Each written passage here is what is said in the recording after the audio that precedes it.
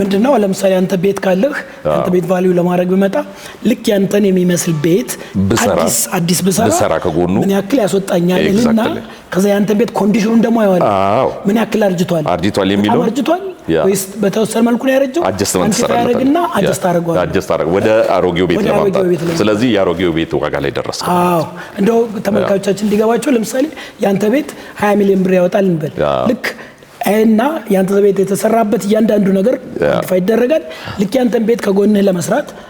ያው ሎኬሽናል ቫልዩ ማተር ስለሚያደርግ ከጎንህ ለመስራት ይሄን ያክል ያስወጣኛል ነገር ግን ያንተ ቤት ደግሞ ከአዲሱ ጋር ሲወዳደር ይሄን ያክል እርጅና ስላለው ለምሳሌ አርጅቷልና በ20% ዲስካውንት አደርጋለሁ